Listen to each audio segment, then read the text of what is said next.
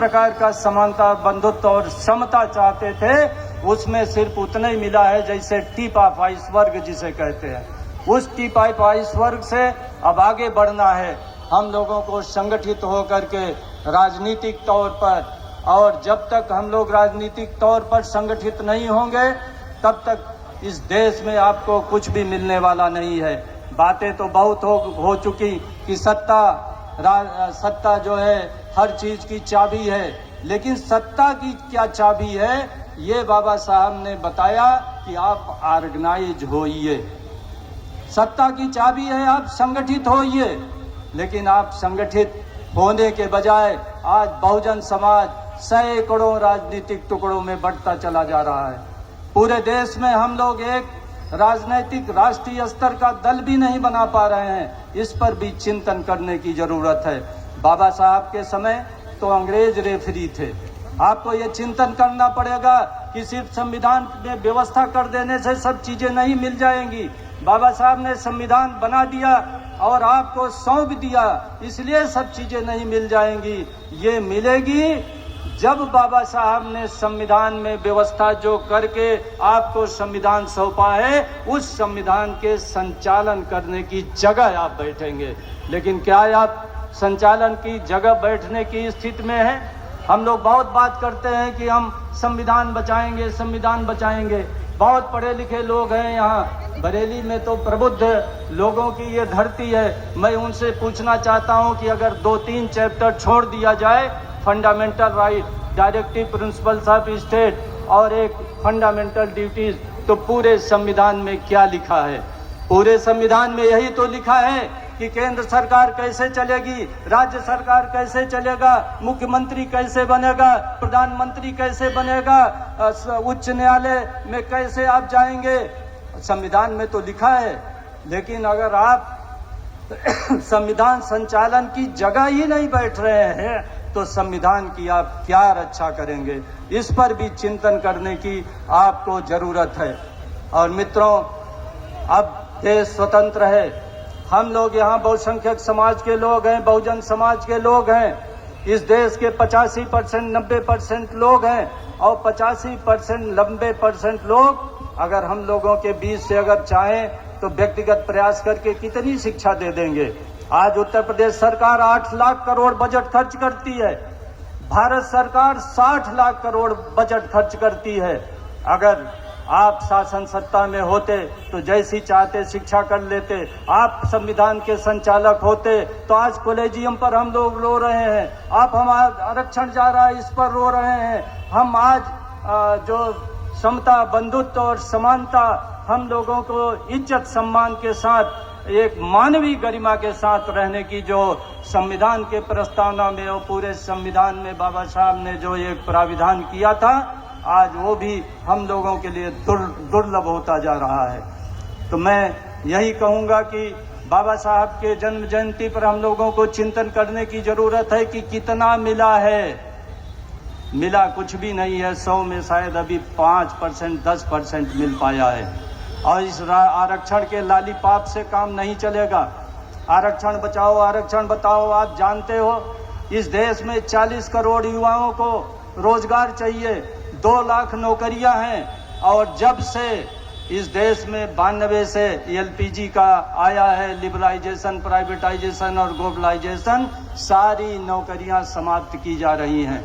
धीरे धीरे public sector समाप्त किया जा रहा है, नौकरियां समाप्त की जा रही हैं। तो 40 करोड़ लोगों को, उस 40 करोड़ में 85% तो आप ही हो। अगर 40 करोड़ का 85% कर दो तो आप लगभग 34 करोड़ नौजवानों को हमारे नौकरियां चाहिए, नौजवानों को नौकरियां चाहिए।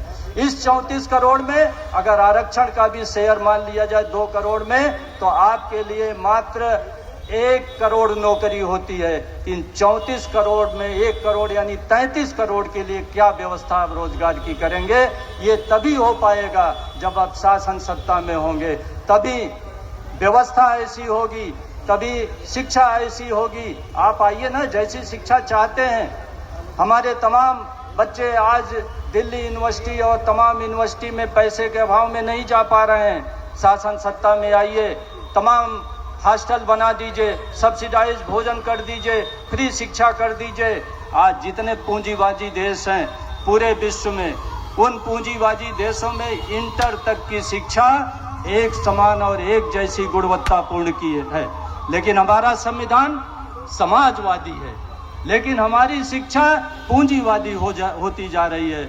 हमने भी एक प्राइवेट स्कूल खोला है रामगंगानगर में,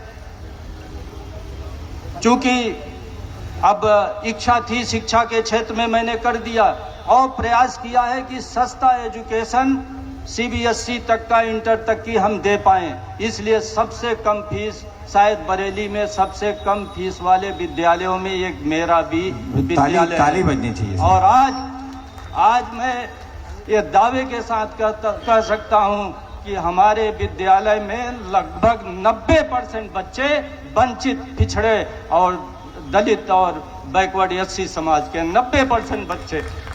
शायद बरेली में ऐसा कोई स्कूल नहीं होगा, लेकिन ये तो सिर्फ ऊंट के मुंह में जीरा है।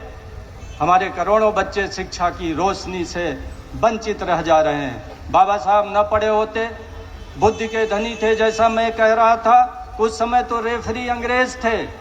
अंग्रेजों ने आपके साथ कुछ न्याय किया जितना वो कर सकते थे।